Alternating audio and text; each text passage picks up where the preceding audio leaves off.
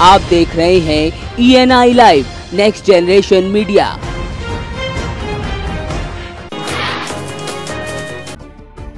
कन्नौज में तीसरे चरण में मतदान बुधवार को संपन्न हुआ है। यहाँ की 3 नगर पालिकाओं और 5 नगर पंचायतों में अध्यक्ष पद के लिए 135 दावेदार मैदान में थे, तो वहीं वार्ड सभासद के 135 पदों के लिए 844 दावेदारों ने ताल ठोकी थी। कन्नौज में हुए मतदान में तकरीबन 1,45,000 वोट मतपेटियों में कैद हुए हैं। मतदाताओं ने किसके सर पर सेहरा बांधा है, ये कल साफ हो जाएगा। कन्नौज में राजकीय महिला महाविद्यालय में बने मतगणना स्थल का जायजा लेने पहुँचे DM जगदीश प्रसाद ने बताया कि तैयारियां पूरी हैं।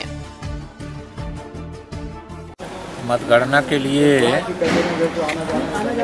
सारी तैयारियां पूरी हो गई हैं। RO ARO को उचित प्रशिक्षण दे दिया गया है। मतगणना के जितने प्रपत्र हैं उनकी तैयारी हो गई है। मतगणना टेबल लगा दी गई हैं और ये निर्धारित हो गया है कि किस कक्ष में किस नगर निकाय की मतगणना होगी और किस चक्र में किस टेबल पर किस वार्ड के किस बूथ की मतगणना होगी। ये सब क्रम निर्धारित हो गया है। समस्त RO ARO को उपलब्ध करा दिया गया है। समुचित प्रकाश आदि की व्यवस्था कर दी गई है। सुल्तानपुर के गणपत सहाय PG कॉलेज पायगीपुर में कल सुबह 8 बजे से बैलेट बॉक्स का खुलना प्रारंभ हो जाएगा। मतगणना को लेकर जिला प्रशासन ने पूरी तैयारियां कर ली हैं, जहां 3 नगर पंचायत और 1 नगर पालिका की पूरी तैयारियां हो चुकी हैं। इस मतगणना स्थल पर 68 टेबल लगाई गई हैं। हर टेबल पर 1 सुपरवाइजर और 4 मतगणना सहायक कर्मी मौजूद रहेंगे। इसके लिए भारी पुलिस बल की व्यवस्था की गई है और प्रत्येक मतगणना स्थल पर 2-2 कैमरे लगाए गए हैं और मतगणना स्थल से वेबकास्टिंग की भी व्यवस्था की गई है।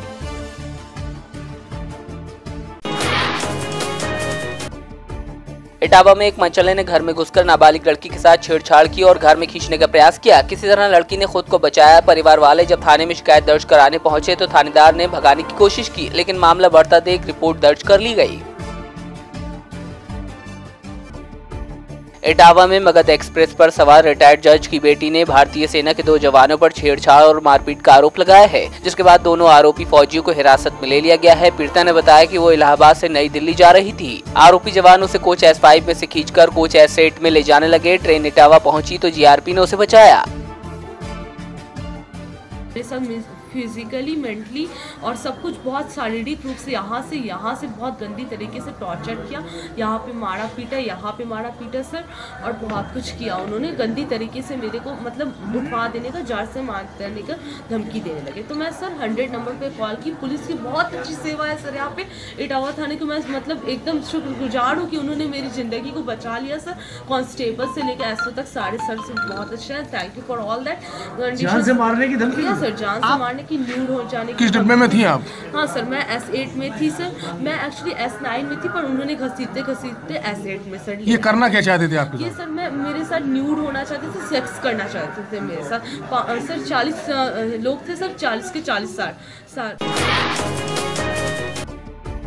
बागपत में लापता बेटी की बरामदगी नहीं होने से आहत पिता ने कलेक्ट्रेट परिसर में केरोसिन डालकर आत्मदाह का प्रयास किया, लेकिन मीडिया कर्मियों ने उसे बचा लिया। पिता का आरोप है कि 1 सप्ताह से थाने के चक्कर लगा रहा है, लेकिन पुलिस प्रयास सुनने के बजाय भगा देती है। वहीं इससे पहले पीड़ित परिवार मिथुन की हत्या की आशंका जता चुका है, लेकिन पीड़ित का आरोप है कि रिपोर्ट लिखने के एवज में उससे 30,000 की मांग की गई। बागपत जनपद की बड़ौद कोतवाली क्षेत्र में निकाय चुनाव के परिणाम आने से ठीक पहले सभासद पद के एक प्रत्याशी ने अपने विपक्षी प्रत्याशी पर अपने 2 साथियों के साथ मिलकर ताबड़तोड़ फायरिंग कर दी, जिससे प्रत्याशी गंभीर रूप से घायल हो गया। गंभीर हालत में घायल को मेरठ रेफर किया गया है। वहीं सभासद पर हुई फायरिंग से इलाके में तनाव व्याप्त है, जिसके चलते पुलिस बल तैनात कर दिया गया है। फिलहाल पुलिस आरोपियों की तलाश में जुटी है।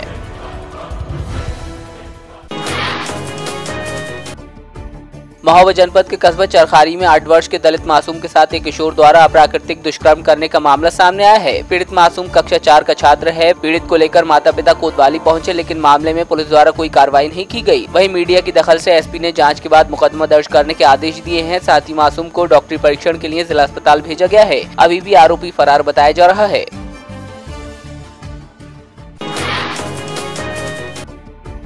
मथुरा के थाना वृंदावन कोतवाली इलाके के गांव सकना में दबंगों ने दलितों के घर के पास रखे बिटोराओं में आग लगा दी। पूरा मामला जमीनी रंजिश का बताया जा रहा है। मामले की जानकारी मिलने के बाद पुलिस मौके पर पहुंची। फिलहाल मामले की जांच की जा रही है।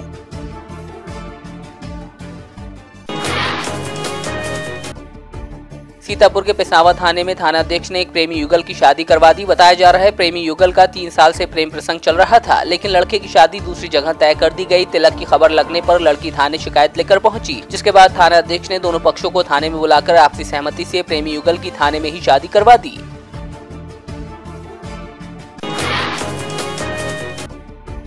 पानीपत पहुंचे कांग्रेस प्रदेश अध्यक्ष अशोक तंवर नामी 3 स्टार होटल छोड़कर किला मैदान स्थित चिमन कचौरी वाला की मशहूर दुकान पर पहुंचे। यहां उन्होंने कचौरी का भरपूर आनंद लिया और कचौरियों को तला भी। कांग्रेस प्रदेश अध्यक्ष तंवर ने पानीपत में प्रेस वार्ता भी की। यहां उन्होंने भाजपा पर निशाना साधते हुए कहा कि भाजपा के लोग मंदिरों और संस्कृति को अपना विशेषाधिकार समझते हैं। उन्होंने कहा कि भाजपा प्रदेश में गीता जयंती का व्यवसायीकरण करके राजनीतिक रोटियां सेक रही है।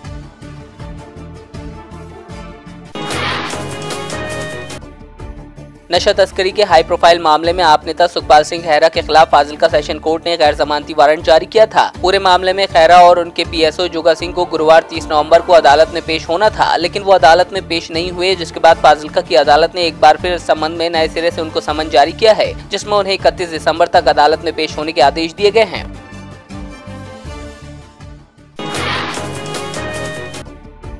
पंजाब सरकार द्वारा गांवों को बेहतर स्वास्थ्य सुविधाएं देने के मकसद से गांव-गांव जिला परिषद के अंदर डिस्पेंसरी खोली गई हैं, लेकिन ये डिस्पेंसरी सफेद हाथी साबित हो रही हैं। मोगा की बात करें तो जिला परिषद के अंदर 50 गांवों में 50 डिस्पेंसरी हैं। इनमें डॉक्टर सिर्फ 15 हैं, जबकि बाकी 35 डिस्पेंसरी या तो फार्मासिस्ट चला रहे हैं या फिर चतुर्थ श्रेणी कर्मचारी। गाँव धकेले में जायजा लिया गया तो यहाँ डिस्पेंसरी चतुर्थ श्रेणी कर्मचारी चलाता मिला। वहीं गाँव खोसा में पिछले 1 साल से डॉक्टर नहीं है।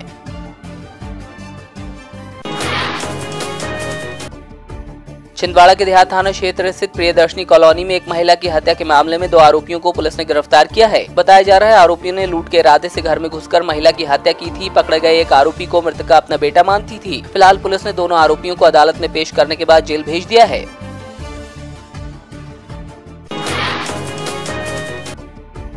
बलौदा बाजार एसपी के निर्देश पर स्पेशल टीम ने ग्राम सोलोनीकल में कच्ची शराब बनाने के कारोबार का भांडाफोड़ किया है। गांव के 2 घरों में दबिश दी गई। इस दौरान दोनों घरों से तकरीबन 15 लीटर महुआ की बनी कच्ची शराब और 2 ड्रम समेत 5 बोरी महुआ जब्त किया गया। पूरे मामले में 2 लोगों को गिरफ्तार किया गया है।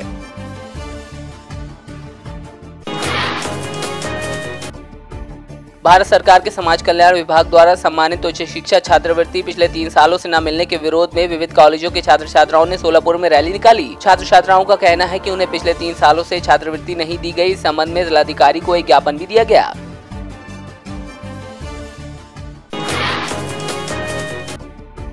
नांदेड़ के देगलूरू में राज्य स्तरीय 43वीं विज्ञान प्रदर्शनी का आयोजन किया गया, जिसमें तालुका के स्कूल के बच्चों ने हिस्सा लिया। इस दौरान गठ शिक्षण अधिकारी हमीद दौलताबादी ने भी शिरकत की।